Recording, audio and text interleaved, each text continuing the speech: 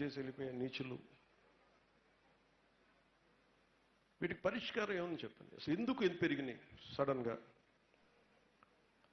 Primary మనిషి మనస్తత్వం, దుర్మార్గం. దానికి కులం లేదు, మతం లేదు, ప్రాంతం లేదు. నీచమైన మనసు ఉన్నప్పుడు ఇలాంటి తప్పుడు పనులే చేస్తారు. మరి ఇలాంటి వాళ్ళు చేస్తామంటే మనం ఏం చేయాలి? ఒకసారి ఎందుకు ఒక ప్రభుత్వం ఉన్నప్పుడు పెరుగుతాయి, ఒక ప్రభుత్వం ఉన్నప్పుడు తగ్గుతాయి. ఇప్పుడు మనం చూస్తున్నది గత ప్రభుత్వం తాలూకు వారసత్వం. నేను ఎందుకు ఈ మాట అంటున్నా, నా వైపు ఆర్గ్యుమెంట్ మీకు తెలియజేస్తాను. ఇంట్లోకి గౌరవ ముఖ్యమంత్రి గారు సతీమణిని ఆ రోజున అసెంబ్లీలో దూషించారు. నా సంగతి మీ అందరికీ తెలిసిన నన్ను ఎలా దూషించారు, ఏ స్థాయికి పెరిగిపోయారంటే గత ప్రభుత్వంలో అప్పటి ముఖ్యమంత్రి కనుక ఆదేశిస్తే నన్ను చంపేస్తానని ఒకడు, మా ఇంట్లో ఆడపడుచుల మీద అఘాయిత్యం చేస్తాను ఇంకొకళ్ళు,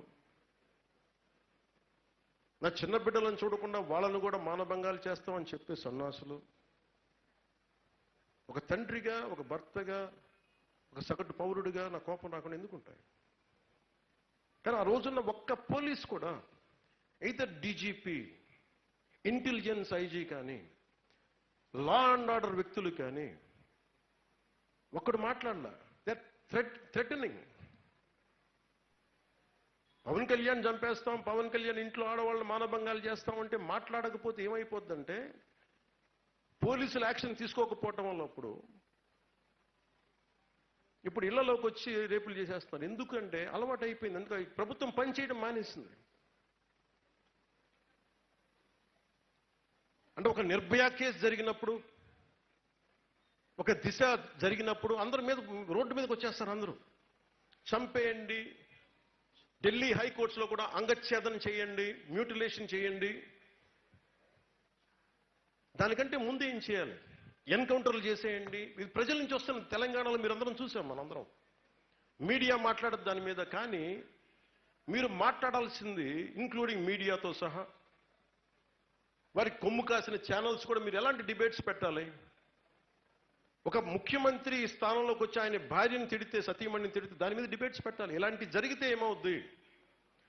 ఇంత రక్షణ కలిగిన నాకే ఇలాంటి థ్రెట్స్ వచ్చినప్పుడు రోడ్డు మీద వెళ్ళేవాడిని ఇళ్లలోకి వచ్చి ఏదైనా చేసేస్తారు.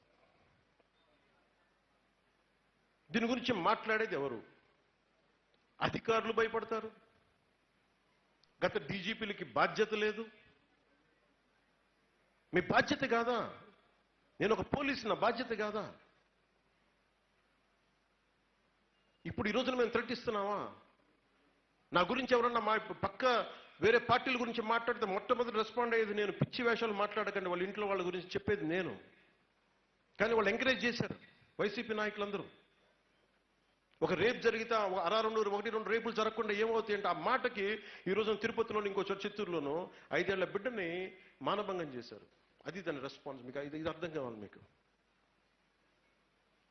ఏం మోస్తున్నాం మనం? ఎలాంటి భావాన్ని సమాజంలోకి పెడుతున్నాం? ఈ రోజున ఒక ఆడపిల్ల ఇంట్లోకి వెళ్తే మనందరం ఒక తల్లికి పుట్టిన వాళ్ళమే కదా. మాతృగర్భం నుంచి కాకుండా ఇంకో సపరేట్గా వస్తామా మనం? దీని గురించి మాట్లాడేది ఎవరు? నా ఇంట్లో ఆడబిడ్డలు బాగుంటే సరిపోద్దా? చట్టాలు బలంగా ఉన్నాయి. సోషల్ మీడియాలోకి వచ్చి అతను ఒప్పుకోకపోతే ఇళ్లలోకి వచ్చి రేపులు చేస్తామని బెదిరిస్తారు. లేదంటే ఫేక్ టెక్నాలజీ తోటి ఫోటోలు సృష్టిస్తారు. మరి ఏం చేయాలి? ఇది నీకు సోషల్ మీడియాలో మీకు రేపులో చేస్తామంటే నాకే పంపించారు, ఇంకెవరో కాదు. నాకు చాలా ఆవేదన ఉంది దీని మీద. చిన్న వయసు తారతమ్యం లేకుండా విమర్శించడం వేరు, రాజకీయ విమర్శలు వేరు. నేను తప్పులు చేశాను, విమర్శించండి, సంతోషం. ఇళ్లల్లోకి సంబంధం లేని వాళ్ళకి వచ్చి భయపెడుతున్నారా? ఇదే సంస్కృతి.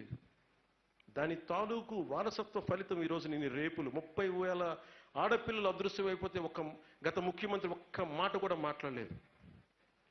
రోడ్లకు వచ్చి మీరు బొగ్గల్ని మిరితే ఏంటి? అవ్వాతాత అంటే ఏంటి? బలంగా ఉండాలి కదా నాయకుడు అనేవాడు. ఎస్పీలని మీరు చూసారు ఆ రోజున? గరుడ అనే ఒక ఎస్పీ, ఒక అతను, నేను ప్రజలకు అభివాదం చేస్తున్నాను, నమస్కారం అంటే నన్ను కూర్చోబెట్టి ఇలా అంటాడు. అంటే నాకు నువ్వు కూర్చోబెట్టి భయపెట్టగలవు, ఒక రేపిస్ట్ని మీరు ఎందుకు వదిలేస్తారు? మీరు ఒక ముఖ్యమంత్రిని చంపేస్తామని చెప్పిన వాడిని ఎందుకు వదిలేస్తారు మీరు? మాకు అన్యాయం జరుగుతుందని సోషల్ మీడియాలో పెడితే మీరు వాళ్ళని వదిలేస్తారు గత ప్రభుత్వం. దాని తాలూకు ఫలితాలు ఇవన్నీ. డబ్బులు ఎలాగా మనం వారసత్వంగా, అప్పులు ఎలా వారసత్వంగా వచ్చిందో, వీళ్ళు చేసిన క్రైమ్ కూడా వారసత్వంగా వచ్చింది, వీళ్ళు చేసిన అలసత్వం కూడా మనకు వారసత్వంగా వచ్చింది. గత 3 నెలల నుంచి డే 1 నుంచి నేను అధికారంలోకి వచ్చినప్పటి నుంచి ఒకటే చెప్పాను, అసెంబ్లీలో కూడా మీరు చూశారు. లా అండ్ ఆర్డర్ బలంగా పెట్టండి అధికారులకు చెప్తా ఉంటే అధికారులకు అలవాటు పోయింది. ఇదివరకేమో అసలు మొత్తం కంట్రోల్ లేకుండా చేసేశారు అధికారుల, పోలీసు ఉన్నతాధికారులందరూ. ఈ రోజున ధర్మబద్ధంగా చెయ్యండి అంటే ఆలోచిస్తున్నారు, మీనమేషాలు లెక్క పెడుతున్నారు. దేనికి మీనమేషాలు లెక్క పెడుతున్నారు అర్థం కావట్లా. క్రిమినల్కి కులం ఉండదు, క్రిమినల్కి మతం ఉండదు. ఎన్నిసార్లు చెప్పాలి పోలీసు అధికారులకి?